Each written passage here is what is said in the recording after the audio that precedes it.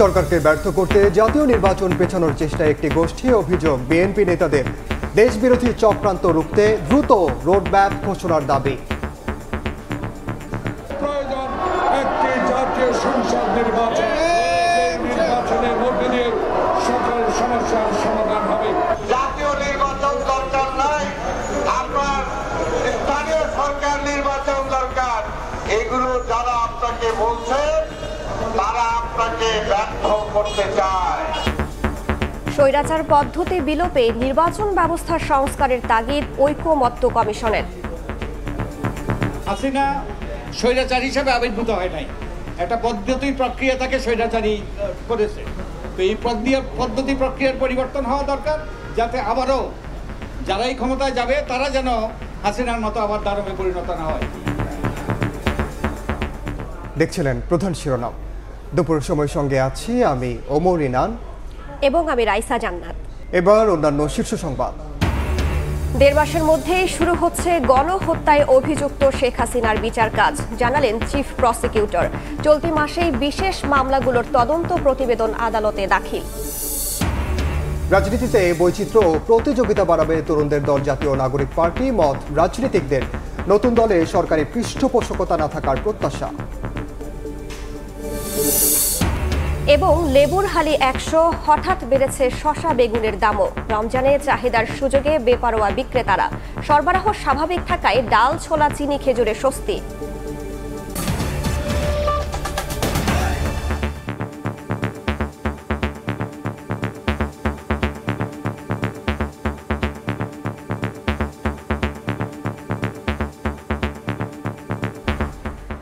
সরকারকে ব্যর্থ করতে জাতীয় নির্বাচন পেছানোর চেষ্টা করছে একটি গোষ্ঠী।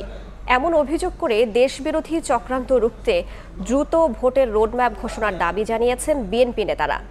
রাজধানীতে আলাদা আলাদা অনুষ্ঠানে তারা বলেন, বাংলাদেশ প্রশ্নে কারো সঙ্গে আপোষ নয়। স্বাধীনতা ও গণতন্ত্রের পক্ষে বিএনপির লড়াই অব্যাহত থাকবে বলেও জানান নেতারা।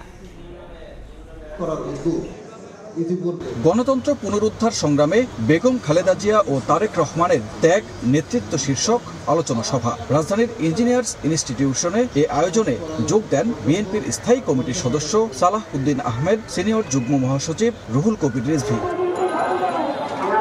এদিন প্রেস ক্লাবের সামনে জাতীয় গণতান্ত্রিক পার্টির সমাবেশে তরুণদের নতুন দলকে গণতন্ত্রের পক্ষে থাকার আহ্বান জানিয়ে বিএনপি চেয়ারপারসনের উপদেষ্টা জয়নুল আবদিন ফারুক বলেন, দেশবিরোধী চক্রান্ত রুখে দিতে প্রয়োজন দ্রুত জাতীয় নির্বাচন। আমরা এমন একটি নির্বাচন চাই, যে নির্বাচন শাহাবুদ্দিন 1991 সালে রশি টানিয়ে আনসার দিয়ে একজন পুলিশ দিয়ে নির্বাচন করেছেন, সেই নির্বাচন আমরা চাই।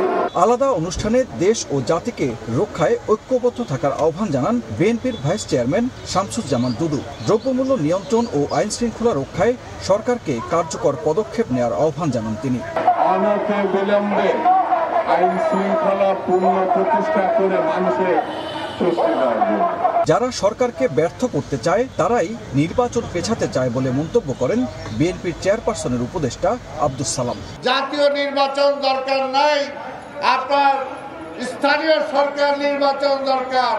এগুলো যারা আপনাকে বলছে তারা আপনাকে ব্যর্থ করতে চায়। স্থানীয় সরকার নির্বাচন নয়, দ্রুত জাতীয় নির্বাচনের রোডম্যাপ ঘোষণার দাবি জানান বিএনপির নেতারা। আপনাকে সফল হতে হবে। সানবির রূপল, সময় সংবাদ, ঢাকা। স্বৈরাচারের পুনরাবৃত্তি ঠেকাতে নির্বাচন ব্যবস্থা সংস্কারের তাগিদ দিয়েছেন জাতীয় ঐকমত্য কমিশনের সদস্য বদিউল আলম মজুমদার। তিনি বলেছেন, যে পদ্ধতিতে শেখ হাসিনা স্বৈরাচারী হয়েছেন সে পদ্ধতির সংস্কার ছাড়া স্বচ্ছ নির্বাচন সম্ভব নয়। সুষ্ঠু নির্বাচনের লক্ষ্যে নির্বাচন কমিশন ও রাজনৈতিক অঙ্গন দুর্নীতিমুক্ত এবং টাকার খেলা বন্ধেরও আহ্বান জানিয়েছেন তিনি। সম্প্রতি নানা বিশৃঙ্খল ঘটনার পরিপ্রেক্ষিতে দ্রুত সংস্কারের মাধ্যমে দেশে সুষ্ঠু নির্বাচনের দাবি জানাচ্ছে বিভিন্ন সংগঠন। শনিবার জাতীয় সংসদ ভবনের সামনে করা মানববন্ধনে একই দাবি জানালো সুশাসনের জন্য নাগরিক সুজন। অন্তর্বর্তী সরকার দায়িত্ব নেয়ার পর গুরুত্ব পায় নির্বাচন ব্যবস্থা সংস্কার। এ নিয়ে গঠিত কমিশনের প্রধান বদিউল আলম মজুমদারও সুজনের মানববন্ধনে যে আইন শৃঙ্খলা পরিস্থিতি এটা দিন দিন অবনতির দিকে যাচ্ছে, চারিদিকে চুরি, ডাকাতি, ছিনতাই, লুটপাট, নারী ধর্ষণ, বিচার বহির্ভূত হত্যাকাণ্ড, দ্রুত সংস্কার এবং নির্বাচনের রোডম্যাপ ঘোষণা করো। সুষ্ঠু শান্তিপূর্ণ নির্বাচনের মাধ্যমে নাগরিকদের ভোটাধিকার ফিরিয়ে দাও। বর্তমানে জাতীয় ঐকমত্য কমিশনের সদস্য বদিউল আলম বলেন, নির্বাচন কমিশন ও রাজনৈতিক অঙ্গন দুর্নীতিমুক্ত করার পাশাপাশি টাকার খেলা বন্ধ করা না গেলে এক্ষেত্রে আবারও স্বৈরাচারী পদ্ধতি জায়গা করে নেবে। যে পদ্ধতিতে শেখ হাসিনা স্বৈরাচারী হয়েছেন সে পদ্ধতির সংস্কার ছাড়া স্বচ্ছ নির্বাচন সম্ভব নয়। এটা পালিয়ে যাওয়াটা, এই আন্দোলনটা ছিল শুধু তাকে ক্ষমতাচ্যুত করা নয়, এই আন্দোলন ছিল একটা স্বৈরাচারী ব্যবস্থার অবসান ঘটানো। একই সাথে স্বৈরাচারী পদ্ধতি, স্বৈরাচারী প্রক্রিয়া, স্বৈরাচারী প্রতিষ্ঠান যেগুলো হাসিনাকে দানবে পরিণত করা হয়েছে তার যেন পরিবর্তন ঘটে। হাসিনা স্বৈরাচার হিসেবে আবির্ভূত হয় নাই, একটা পদ্ধতি প্রক্রিয়া তাকে স্বৈরাচারী করেছে। তো এই পদ্ধতি প্রক্রিয়ার পরিবর্তন হওয়া দরকার, যাতে আবারও যারাই ক্ষমতায় যাবে তারা যেন হাসিনার মতো আবার দানবে পরিণত না হয়। এই জন্যেই সংস্কার, এই জন্যেই নির্বাচনী ব্যবস্থার সংস্কার। ব্যক্তি সহায়তায় সুজন পরিচালিত হয় জানিয়ে সংগঠনটির বিরুদ্ধে বিদেশি ফান্ড নেয়ার অভিযোগ মিথ্যা বলে দাবি করেন সুজন সম্পাদক। নিবন্ধিত সংগঠন নয়, সুজন কোনো বিদেশি সাহায্য নিতে পারে না, এবং আমরা সুজন পরিচালিত হয় ব্যক্তিদের সহায়তা। তো সুজন এটা শুধু ফেক নিউজ নয়, এটা ডিপ ফেক নিউজ, এবং এর মধ্যে কোনো রকম সত্যতা নেই। স্বৈরাচারের দোসরদের মাধ্যমেই এই অপপ্রচার চালানো হচ্ছে বলেও দাবি করেন বদিউল আলম মজুমদার। এই স্বৈরাচারের দোসররা আমাদেরকে বিতর্কিত করার জন্য এইসবগুলো করছে। প্রশ্ন আশিস, সময় সংবাদ, ঢাকা। চলতি মাসেই শেখ হাসিনার বিরুদ্ধে দায়ের করা বিশেষ মামলাগুলোর তদন্ত প্রতিবেদন আদালতে দাখিল করা হবে, আর 1 থেকে 1.5 মাসের মধ্যে বিচার কাজ শুরু হবে জানিয়েছেন আন্তর্জাতিক অপরাধ ট্রাইব্যুনালের চিফ প্রসিকিউটর মোহাম্মদ তাজুল ইসলাম। দুপুরে সিলেটের পিটিআই মিলনায়তনে দেশের পরিবর্তিত পরিস্থিতিতে মানবাধিকার ও পরিবেশের উপর গুরুত্বসহ আইন প্রয়োগ বিষয়ক কর্মশালা শেষে একথা বলেন তিনি। একই অনুষ্ঠানে যোগ দিয়ে শিল্প উপদেষ্টা আদিলুর রহমান খান বলেন, 15 বছরে দেশের আইন ও বিচার ব্যবস্থা ধ্বংস করে ফেলা হয়েছিল। ছাত্র জনতা এই অবস্থা থেকে নতুন বাংলাদেশের উত্তরণ ঘটিয়েছে। অনুষ্ঠানে ভার্চুয়ালি যুক্ত হন পরিবেশ, বন ও জলবায়ু পরিবর্তন উপদেষ্টা সৈয়দা রিজওয়ানা হাসান। দিনব্যাপী কর্মশালায় বিচার বিভাগ, বিভাগীয়, জেলা, উপজেলা প্রশাসন, পুলিশ বিভাগের 1.5 শতাধিক কর্মকর্তা অংশ নেন। শেখ হাসিনা সহ প্রধান কয়েকটা মামলার তদন্তের রিপোর্ট এই মাসে অর্থাৎ মার্চ মাসের মধ্যেই আমরা পাবো বলে আশা করছি, এবং যদি আনুষ্ঠানিকভাবে এই তদন্তের রিপোর্ট আমরা পেয়ে যাই তাহলে আমরা তারপরে 1 মাস বা 1.5 মাসের মধ্যে আনুষ্ঠানিক বিচারের যে প্রক্রিয়া সেটা শুরু হয়ে যাবে, এবং সেক্ষেত্রে শুরু হয়ে গেলে তারপর বলা যাবে যে কতদিন লাগবে। কারণ এই বিচারিক যে ডকুমেন্টসগুলো আছে, ডিজিটাল এভিডেন্স আছে, লাইভ এভিডেন্স আছে, ডকুমেন্টারি এভিডেন্স আছে, এবং 2 পক্ষের সাক্ষীর ব্যাপার আছে, সেগুলো আদালত নির্ধারণ করবেন যে কতদিন সময় সেখানে তারা নেবেন। কাল চূড়ান্ত ভোটার তালিকা প্রকাশ করবে নির্বাচন কমিশন। তবে বাড়ি বাড়ি গিয়ে ভোটার তালিকা হালনাগাদ কার্যক্রম শেষ হবে জুনে। আইনি জটিলতা থাকলেও নির্বাচনের তফসিলের আগ পর্যন্ত যারা ভোটার হবেন তাদের ভোট দেওয়ার সুযোগ দিতে চায় নির্বাচন কমিশন। কাউসারা চৌধুরী কুমুর প্রতিবেদন। চলতি বছরের 2রা জানুয়ারি 2024 সালে হালনাগাদকৃত খসড়া ভোটার তালিকা প্রকাশ করে নির্বাচন কমিশন। এতে নতুন করে যুক্ত হয় আরও 18,33,000 ভোটার। এই সংখ্যা বেড়ে দাঁড়ায় 12,37 লাখে। আপত্তি শুনানি শেষে আসছে 2রা মার্চ চূড়ান্ত ভোটার তালিকা প্রকাশ করতে যাচ্ছে নির্বাচন কমিশন। তবে প্রত্যাশিত সংখ্যায় নতুন ভোটার অন্তর্ভুক্ত না হওয়ায় এবং মৃত ভোটার বাদ না যাওয়ায় এই তালিকা অসঙ্গতিপূর্ণ জানিয়ে 20 জানুয়ারি থেকে বাড়ি বাড়ি গিয়ে ভোটার হালনাগাদের কাজ শুরু করে সাংবিধানিক এ প্রতিষ্ঠানটি। 2026 সালের 1 জানুয়ারি যাদের বয়স 18 বছর হবে তারাও এবার অন্তর্ভুক্ত হচ্ছেন। বাসায় এসে সবকিছু হেল্প করেছেন, এখন আমরা এসেছি শুধু বাকি ফর্মেটসগুলো কমপ্লিট করার জন্য। ওর 18 বছর হবে এপ্রিল মাসে। টাইম পাই নাই এইসবের কারণে, সিন্স এখন একটা opportunity, good opportunity, So I just grabbed it. নির্বাচন কমিশন বলছে হালনাগাদ সঠিকভাবে হলে প্রায় ৬২ লাখ নতুন ভোটার যুক্ত হবে ভোটার তালিকায়। ২৪ ফেব্রুয়ারি পর্যন্ত নতুন ভোটার এবং বাদ পড়া ভোটার মিলিয়ে রেজিস্ট্রেশন করেছেন ৫৪,৯২,০০০ নাগরিক। এদিকে মৃত ভোটার তালিকা থেকে বাদ পড়েছে প্রায় ১৭ লাখ। ভোটার তালিকা আইন অনুযায়ী প্রতি বছর হালনাগাদ শেষে ২রা মার্চ প্রকাশ করা হবে চূড়ান্ত ভোটার তালিকা। সে অনুযায়ী ২০ জানুয়ারি থেকে বাড়ি বাড়ি গিয়ে যে হালনাগাদ শুরু হয়েছে তাতে এই তালিকায় খসড়া প্রকাশ করার কথা ২০২৪ সালের জানুয়ারিতে। সেক্ষেত্রে ডিসেম্বরে জাতীয় নির্বাচন হলে ২০২৪ সালের তালিকা যা মার্চের ২ তারিখ প্রকাশ করা হবে তা নিয়েই ভোট করতে হবে কমিশনকে। নির্বাচন কমিশনের সিনিয়র সচিব আক্তার আহমেদ জানিয়েছেন, ভোটার নিবন্ধন আইনে সংশোধনী আনা হবে, তবে কোন তারিখ পর্যন্ত সময় দেয়া হবে নতুন ভোটারদের তা ঐক্যমত্যের ভিত্তিতে সিদ্ধান্ত নেওয়া হবে। ৩রা জানুয়ারি যারা ১৮ বছর পূর্ণ হলেন তারাও তো প্রকারান্তরে ভোটার, কিন্তু তাদের তো আমরা ইনক্লুড করছি না, তাদেরকেও ভোটে অংশগ্রহণের সুযোগ দিতে হবে। সে ঐক্যমত্যের ভিত্তিতে আমরা আইনের যে সংশোধনী যেটুকু আছে ওখানে আমরা একটু সংশোধন করে নেব। শিডিউল ঘোষণার আগে আমাদের প্রিপারেশন আছে, কাজে চেক আউট ডেটটা মানে কত তারিখ পর্যন্ত নিব এটারও একটা ব্যাপার আছে। ইসি সচিব জানান ৩০ জুনের মধ্যে নতুন তালিকা প্রস্তুত করা হবে। ৩০ জুন পর্যন্ত যারা ১৮ বছর হয়েছেন তাদেরকে ইনক্লুড করা হবে। কাউসার চৌধুরী কুমু, সময় সংবাদ, ঢাকা। জুলাই অভ্যুত্থানে নেতৃত্ব দেয়া তরুণদের নেতৃত্বে জাতীয় নাগরিক পার্টির আত্মপ্রকাশকে স্বাগত জানিয়েছেন রাজনীতিকরা। আগামী রাজনীতিতে তরুণদের দল কতটা প্রভাব ফেলবে সে সম্পর্কে এখনই উপসংহারে পৌঁছাতে চায় না রাজনৈতিক মহল। আবার নতুন দলের পেছনে যেন সরকারি পৃষ্ঠপোষকতা না থাকে সে বিষয়টিও ভাবনায় রয়েছে অনেকের। ফারুক ভূঁইয়া রবিনের রিপোর্ট।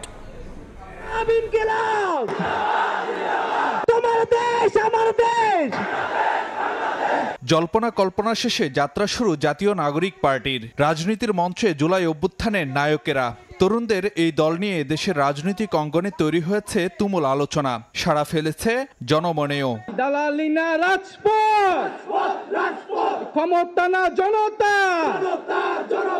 জাতীয় নাগরিক পার্টির যাত্রা শুরুকে কিভাবে দেখছে অন্য রাজনৈতিক দলগুলো? নেতারা বলছেন, রাজনীতিতে বৈচিত্র্য আর প্রতিযোগিতা বাড়াবে নতুন শক্তি।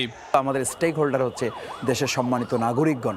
তাদের চাহিদা, তাদের অধিকার, তাদের চিন্তা, দর্শন, পরিকল্পনাকে কে ভালো লালন করে এটা দেখার সুযোগ তো যত বেশি দল হবে, যত বেশি চিন্তার রাজ্য আমাদের ব্যাপকতা বাড়বে, তত বেশি আপনার বাছাই করাটা সুবিধা হবে। এই কারণে আমি মনে করি রাজনীতির মাঠে যদি আরও 2টা দল হয় আমাদের সেক্ষেত্রে আমরা ইতিবাচক চ্যালেঞ্জ হিসাবে নেব। বাংলাদেশের রাজনীতি করলে বাংলাদেশের থিম, বাংলাদেশের উদ্দেশ্য, বাংলাদেশের মর্যাদা, বাংলাদেশের লক্ষ্য, এই জিনিসগুলো সামনে আসলে ভালো। বৈষম্যমুক্ত বাংলাদেশ গড়ার লক্ষ্য পূরণে কাজ করবে তরুণদের দল, এমন প্রত্যাশাও রাজনীতিকদের।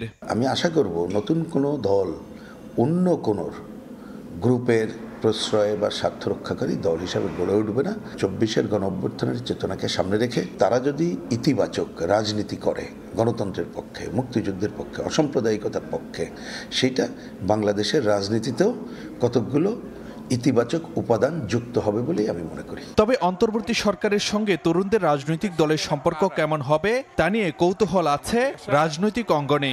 আরও 2 জন ছাত্রদের প্রতিনিধি এখানে আছে, তারাও কি ওই দলের সঙ্গে কিনা, এগুলি স্পষ্ট না হওয়া পর্যন্ত এক ধরনের বিতর্ক থেকে যাবে। যারা দল করছে এবং যারা সরকারে আছে, 2 দলেরই দায়বদ্ধতা আছে। সরকারের নিরপেক্ষতা বজায় রাখা তাদের দায়িত্ব, আর যারা দল করছেন তারা কোনো কিংস পার্টিতে পরিণত হচ্ছেন কিনা, তারা সরকারের কোনো ব্লেসিংস নিয়ে তারপরে করছে, আমার ধারণা যে তারা এটা বিবেচনায় রাখবেন এবং রাখছেন। আগামী রাজনীতিতে কতটা প্রভাব ফেলবে নতুন দল তা বলার উপযুক্ত সময় এখনো আসেনি বলে মনে করেন রাজনৈতিক নেতারা। জাতীয় নাগরিক পার্টির আত্মপ্রকাশ। ফারুক ভূঁইয়া, রবিন, সময় সংবাদ, ঢাকা। নতুন ছাত্র সংগঠন বাংলাদেশ গণতান্ত্রিক ছাত্র সংসদ কোনো বৃহত্তর দলের এজেন্ডা বাস্তবায়নকারী ছাত্র সংগঠন হবে না বলে জানিয়েছেন সংগঠনের কেন্দ্রীয় কমিটির সদস্য সচিব জাহিদ আহসান। দুপুরে নবগঠিত কমিটির নেতৃবৃন্দকে নিয়ে রাজধানীর রায়ের বাজারে 24-এর শহীদদের কবর জিয়ারত শেষে তিনি বলেন, 1971 সালে মহান মুক্তিযুদ্ধের পর তৎকালীন নেতারা জনগণের কাঙ্ক্ষিত রাষ্ট্র প্রতিষ্ঠা করতে পারেননি। 2024 সালে গণ অভ্যুত্থানের ফলে আবার কাঙ্ক্ষিত রাষ্ট্র প্রতিষ্ঠার সুযোগ এসেছে। নতুন ছাত্র সংগঠন দলীয় দাসত্বের শৃঙ্খল থেকে মুক্ত হয়ে শিক্ষার্থীদের অধিকার প্রতিষ্ঠায় কাজ করবে বলে জানান সংগঠনটির ঢাকা বিশ্ববিদ্যালয় শাখার আহ্বায়ক আব্দুল কাদের।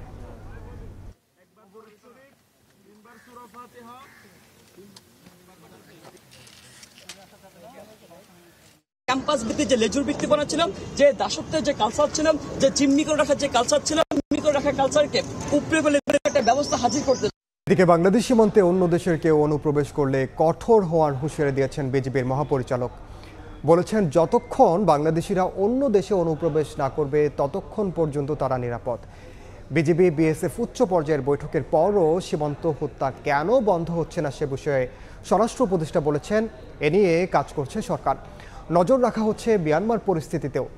কক্সবাজারে বিজিবির নতুন ব্যাটালিয়নের উদ্বোধন শেষে তারা এসব কথা বলেন।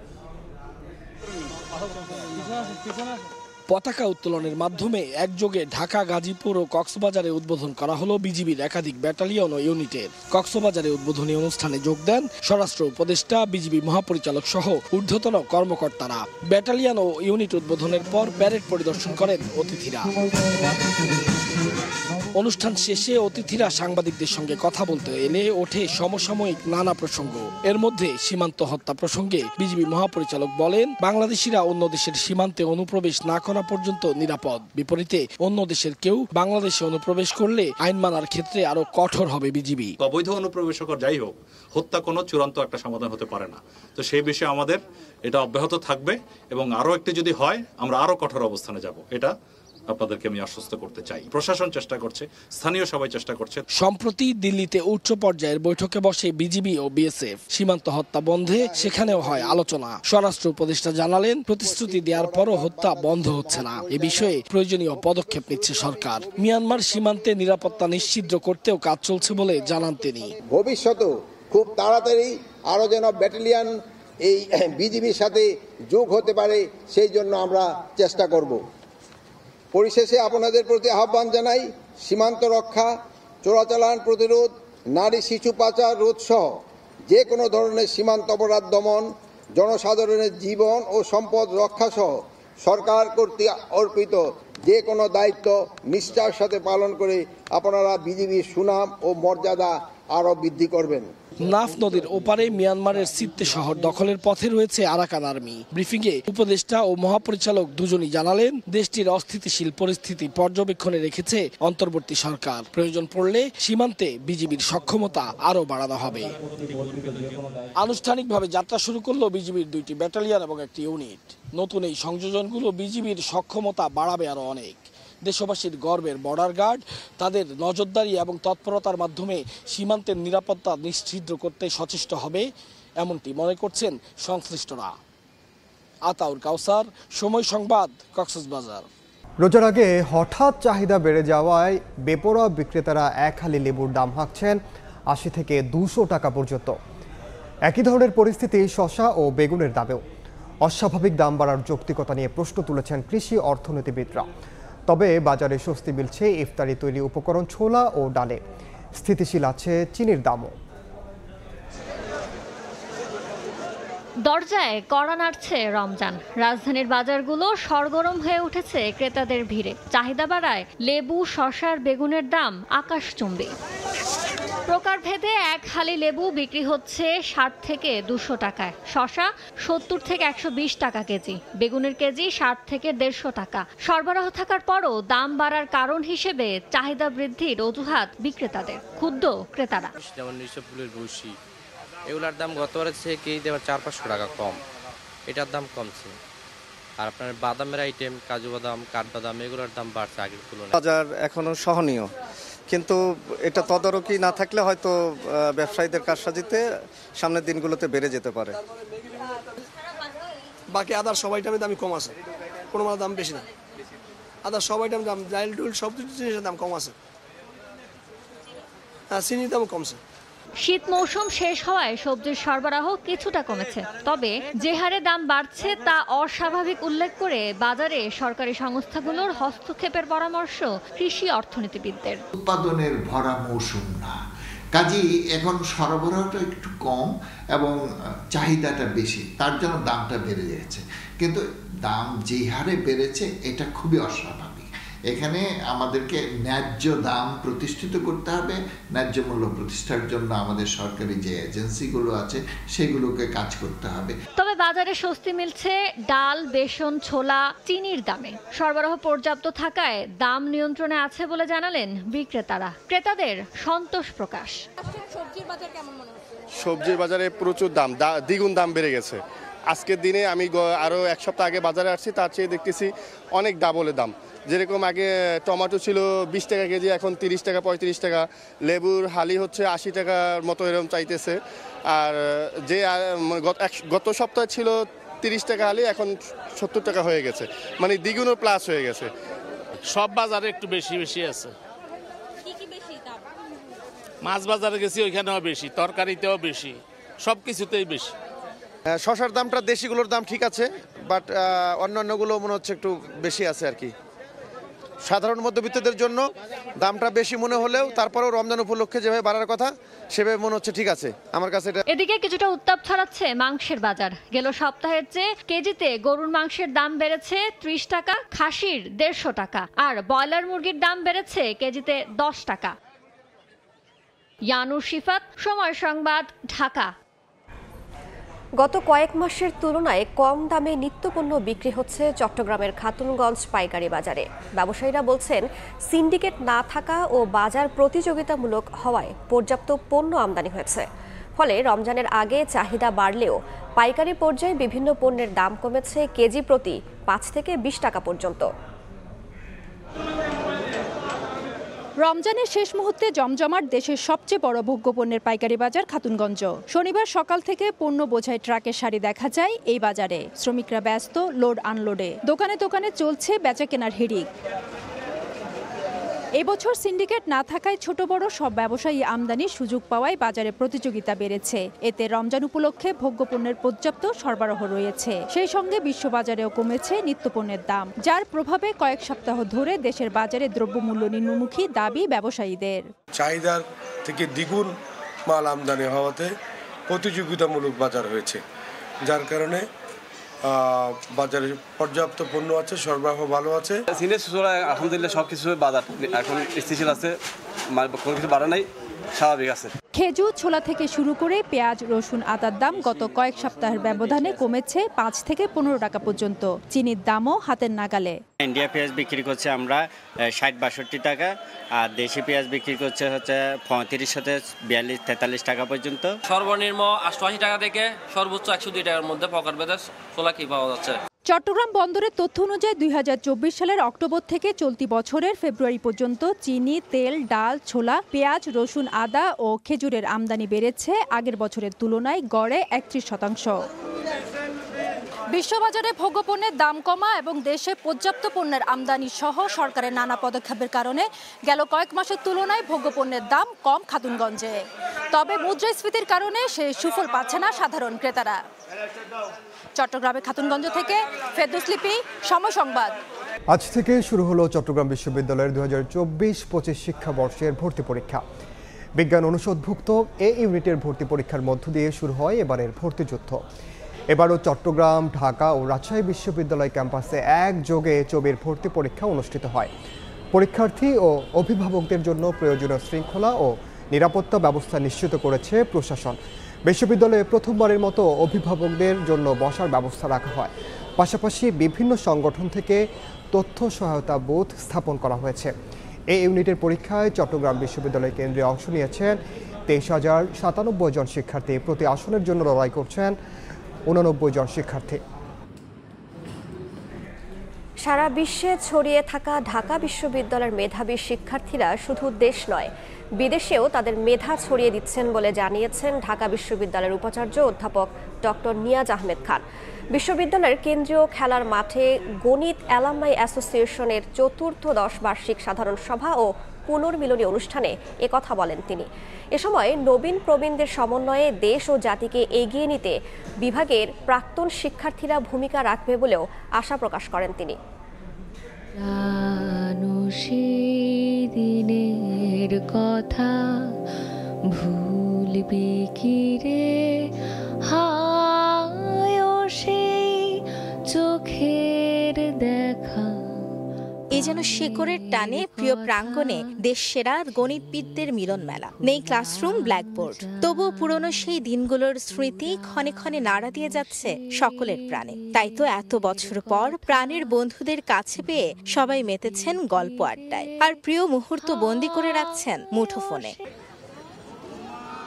শনিবার সকালে ঢাকা কেন্দ্রীয় খেলার মাঠে গণিত অ্যালামনাই অ্যাসোসিয়েশনের চতুর্দশ বার্ষিক সাধারণ সভা ও পুনর্মিলনী অনুষ্ঠানের উদ্বোধন করেন উপাচার্য প্রফেসর নিয়াজ আহমেদ খান। মিলন মেলায় যুক্ত হতে কেউ কেউ এসেছেন দূর দূরান্ত থেকে, কেউ বা এসেছেন ভবিষ্যৎ প্রজন্মকে সঙ্গে নিয়ে। তাই উচ্ছ্বাসের মাত্রাও এখানে অন্যরকম। গণিত হলো বিজ্ঞানের ভাষা এবং এই গণিতকে ঘিরেই আমাদের আজকের আয়োজন। আপনি লক্ষ্য করবেন সর্বত্র গণিতের একটা আমেজ, একটা ভীষণ ভালো লাগার অনুভূতি। অনেকের সাথে দেখা হচ্ছে অনেক দিন পরে, 5-10 বছর পরে, 15 বছর পরে, 20 বছর পরে, দেখার আগেই মনে হচ্ছে বুকে জড়িয়ে ধরছি। এ সময় 15 জন প্রাক্তন শিক্ষককে গণিত অ্যালামনাই অ্যাসোসিয়েশনের পক্ষ থেকে সম্মাননা জানানো হয়। সম্মাননা জানানোর মুহূর্তে পুরো প্রাঙ্গণ জুড়ে তৈরি হয় আবেগঘন পরিবেশের। যাদের সম্বোধনা দেওয়া হয়েছে তাদের মধ্যে আমি কনিষ্ঠ, মানে আমি সবচেয়ে জুনিয়র যাদের সম্বোধনা দেওয়া হয়েছে। বাংলাদেশের গণিতকে কিভাবে উন্নত করা যায় এখনো দেখছি সেই দিকে না দিয়ে সবাই এখন বড় বড় রিসার্চের দিকে চলে যায়, কিন্তু রিসার্চ করে হয়তো তার নিজের উন্নতি হবে হায়ার রিসার্চে, কিন্তু দেশের উন্নতি হবে বলে মনে হয়। পুরো পৃথিবী জুড়ে ছড়িয়ে থাকা ঢাকা বিশ্ববিদ্যালয়ের গণিতবিদেরা তাদের মেধার স্বাক্ষর ছড়িয়ে দিচ্ছেন এবং ভবিষ্যতেও সেই ধারাবাহিকতা থাকবে, এমন মন্তব্য করেন উপাচার্য প্রফেসর নিয়াজ আহমেদ খান। ঢাকা বিশ্ববিদ্যালয়টাই সবচেয়ে বড় আমাদের প্রাপ্তি, যে সত্যিকার অর্থে পৃথিবী জুড়ে আমাদের ছড়িয়ে আছে, গ্লোবাল আউটরিচ। দিনভর নবীন প্রবীণের পদচারণায় মুখর হয়ে ওঠে ঢাকা বিশ্ববিদ্যালয় গণিত অ্যালামনাই অ্যাসোসিয়েশনের মিলন মেলা। মাইমুনা হায়দার চৌধুরী, সময় সংবাদ, ঢাকা। গত 6 মাসে মুরগির বাচ্চার দামে কারসাজি করে ব্রিডার ও ফিড প্রস্তুতকারী কর্পোরেট কোম্পানিগুলো হাতিয়ে নিয়েছে 960 কোটি টাকা। সংবাদ সম্মেলন করে এ দাবি করেছে বাংলাদেশ পোল্ট্রি অ্যাসোসিয়েশন বিপিএ। এদিকে বিপিএকে অবৈধ সংগঠন দাবি করে ফিড ও বাচ্চা উৎপাদনকারীদের শীর্ষ 2 সংগঠনের দাবি, বাজারকে অস্থিতিশীল করতেই অযৌক্তিক সিন্ডিকেটের অভিযোগ তুলেছে বিপিএ।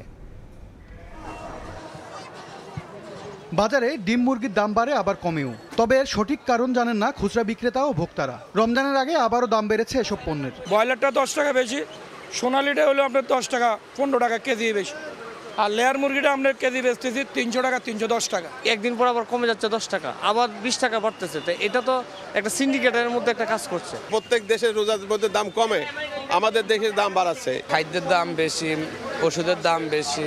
শনিবার সকালে রাজধানী সেগুনবাগিচায় সংবাদ সম্মেলন করে বাংলাদেশ পোল্ট্রি অ্যাসোসিয়েশন বিপিএ দাবি তুলেছে, গেল 6 মাসে সিন্ডিকেট করে 960 কোটি টাকা বাজার থেকে তুলে নিয়েছে মুরগির বাচ্চা ও ফিড উৎপাদনকারী বড় বড় কর্পোরেট কোম্পানিগুলো। ফিড মুরগির বাচ্চা নীরবে হাজার হাজার কোটি টাকা তারা লোপাট করে নিয়ে যাচ্ছে। বিভিন্ন ইভেন্টকে লক্ষ্য করে এখন বছর ব্যাপী রুটিন করে সিন্ডিকেট তৈরি করা হয়েছে। অভিযোগ তোলা হয়, প্রান্তিক খামারিদের সংকটে ফেলতেই কন্ট্রাক্ট ফার্মিং এর মাধ্যমে কর্পোরেট কোম্পানিগুলো চুক্তিবদ্ধ খামারে সরাসরি বাচ্চা ও ফিড সরবরাহ করে। 1 লক্ষ বাচ্চা তার নিজস্ব ফার্মে এবং তার কন্ট্রাক্ট ফার্মিংয়ে দিচ্ছেন এবং বাজারে সংকট সৃষ্টি হচ্ছে। বাকি 1 লক্ষ মুরগির বাচ্চা সে 2 গুণ 3 গুণ দামে, তার ইচ্ছা মতো দামে, মিনিটে ঘন্টায় দাম বাড়িয়ে দিয়ে আমাদের পকেট থেকে টাকা কেড়ে নিচ্ছে। বিপিএর এমন অভিযোগ ভিত্তিহীন দাবি করে বাচ্চা উৎপাদনকারী প্রতিষ্ঠানগুলোর সংগঠন বিএবি বছরব্যাপী সরকার নির্ধারিত দামের চেয়ে 1 টাকা কমে বাচ্চা বিক্রি করতে চান বলে জানান সংগঠনটির নেতারা। তবে তা নিশ্চিত করার দায়িত্ব বিপিএকে নিতে হবে বলেও জানান তারা। যিনি বলেছে তাকে ওনাকে বলেন সরকার নির্ধারিত দামের চেয়েতেও আমি 1 টাকা মূল্য কম দেব। উনি সারা বছরের সাথে কন্ট্রাক্ট করে 24 ঘন্টার মধ্যে ওনাকে আসতে বলেন, আমি তাকে দিতে চাই। এদিকে প্রান্তিক খামারিদের নিয়ে গড়ে তোলা সংগঠন বিপিএর বৈধতা নিয়েই প্রশ্ন তুলেছে ফিড ইন্ডাস্ট্রিজ অ্যাসোসিয়েশন। সংগঠনটির দাবি, বাজারকে অস্থিতিশীল করতেই ভিত্তিহীন হিসাব মেলে ধরছে বিপিএ। যারা এই কাজটি সংবাদ সম্মেলনের মাধ্যমে করছেন, আমার প্রশ্ন হচ্ছে আপনাদের কাছে, তারা কি রেজিস্টার্ডভুক্ত সংগঠন? তারা কি এটা এভাবে করতে পারে? বাজারে চাহিদা যোগানের ভিত্তিতে বর্তমানে ফিডের দাম ক্রমান্বয়ে কমানো হচ্ছে বলে জানিয়েছে feed industries association. M S Arifin, Somoy Sangbad, Dhaka. তীব্র বাক বিতণ্ডা ও যৌথ সংবাদ সম্মেলন বাতিলের মধ্য দিয়ে শেষ হলো বহুল প্রতীক্ষিত ট্রাম্প জেলেনস্কি বৈঠক। শুক্রবার হোয়াইট হাউসের ওভাল অফিসে বৈঠকে মার্কিন প্রেসিডেন্ট ডোনাল্ড ট্রাম্প ও ইউক্রেনের প্রেসিডেন্ট ভলোদিমির জেলেনস্কির মধ্যে উত্তপ্ত বাক্য বিনিময় হয়। জেলেনস্কিকে অকৃতজ্ঞ আখ্যা দিয়ে তৃতীয় বিশ্বযুদ্ধ সৃষ্টির পথে হাঁটছেন বলে মন্তব্য করেন ট্রাম্প। আর জেলেনস্কি বলেন, যুদ্ধবিরতি চাইলেও পুতিনের সঙ্গে কোনো আপোষে যেতে চান না তিনি। উদ্ভূত পরিস্থিতিতে খনিজ সম্পদ নিয়ে দুই দেশের মধ্যে চুক্তি সই হয়নি। যুক্তরাষ্ট্র থেকে Hasanuzzaman Shakir report. Position to dictate what we're going to feel. We're going to feel very good. We're going to feel very good and very strong. You will feel influence. You're right now not in a very good position. মার্কিন president Donald ট্রাম্পের সঙ্গে ইউক্রেনের president Volodymyr জেলেনস্কির বৈঠক। White হাউসের oval অফিসে বৈঠকের শুরুতেই বাক বিতণ্ডা। এতদিন এই দুই রাষ্ট্রনেতার মধ্যে পাল্টাপাল্টি কথার লড়াই হয়েছে অনেক, কিন্তু এবার কোনো রাগ ঢাক না রেখে মুখোমুখি উত্তপ্ত বাক্য বিনিময় হয়। দুই নেতার বৈঠকের শুরুতেই সাংবাদিকদের সামনে জেলেনস্কিকে আক্রমণ করে বক্তব্য দেন ট্রাম্প। জেলেনস্কি তৃতীয় বিশ্বযুদ্ধ নিয়ে জুয়া খেলছেন বলে অভিযোগ করেন মার্কিন প্রেসিডেন্ট। ট্রাম্প পরিষ্কার জানিয়ে দেন, হয় জেলেনস্কিকে রাশিয়ার সঙ্গে চুক্তি করতে হবে, তা না হলে ইউক্রেনের পাশে থাকবে না যুক্তরাষ্ট্র। United States and your people are very brave, but you're either going to make a deal or we're out. And if we're out, you'll fight it out, but you don't have the cards. But once we sign that deal, you're in a much better position. বৈঠকে রাশিয়ার president Vladimir পুতিনের নাম উল্লেখ করে তাকে খুনি হিসেবে আখ্যা দেন জেলেনস্কি। বলেন, একজন খুনিকে কোনোভাবে ছাড় দেয়া উচিত নয়। পুতিনের বিষয়ে ট্রাম্পের নমনীয় অবস্থানেরও সমালোচনা করেন জেলেনস্কি। একজন খুনির সঙ্গে কোনো ধরনের সমঝোতা না করার জন্য ট্রাম্পের প্রতি আহ্বান জানান তিনি। এ সময় জেলেনস্কির সঙ্গে বাক বিতণ্ডায় জড়িয়ে পড়েন মার্কিন ভাইস প্রেসিডেন্ট জেডি ভ্যান্সও। বলেন, জেলেনস্কির মধ্যে কোনো কৃতজ্ঞতা বোধ নেই। You're gambling with the lives of millions of people. You're gambling with World War III. And what you're doing is very disrespectful to the country. White হাউসের রীতি অনুযায়ী বৈঠক শেষে দুই রাষ্ট্রনেতার মধ্যে যৌথ সংবাদ সম্মেলন করার কথা থাকলেও শেষ পর্যন্ত তা বাতিল করা হয়। উদ্ভূত পরিস্থিতিতে ইউক্রেনের খনিজ সম্পদে যুক্তরাষ্ট্রের নিয়ন্ত্রণ নিয়ে দুই দেশের মধ্যে একটি চুক্তি সইয়ের কথা থাকলেও শেষ পর্যন্ত তা হয়নি। জেলেনস্কি ও তার সঙ্গে থাকা ইউক্রেনের অন্য কর্মকর্তারা হোয়াইট হাউস থেকে বেরিয়ে যান। হাসানুজ্জামান সাকি, সময় সংবাদ, যুক্তরাষ্ট্র। এ পর্যায়ে শীর্ষ সংবাদগুলো জানিয়ে দিচ্ছে আরও একবার। সরকারকে ব্যর্থ করতে জাতীয় নির্বাচন পেছানোর চেষ্টায় একটি গোষ্ঠী। অভিযোগ, বিএনপি নেতাদের দেশবিরোধী চক্রান্ত রুখতে দ্রুত ভোটের রোডম্যাপ ঘোষণার দাবি।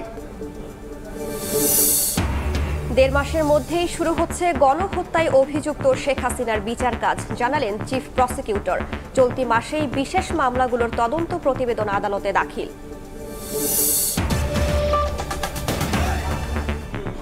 এই ছিল দুপুরের সময়ে, সঙ্গে থাকুন সময়ের।